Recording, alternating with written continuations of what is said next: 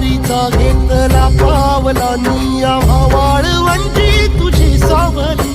गळा भेट घेण्या भीमेची निघाली तुझ्या नाम घोषात इंद्रायणी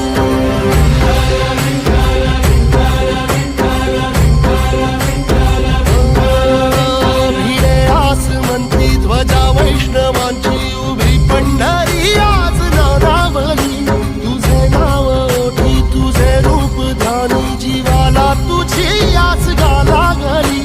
जरी बाप साऱ्या जगाचा परी तू आम्हाले करांची तू माऊली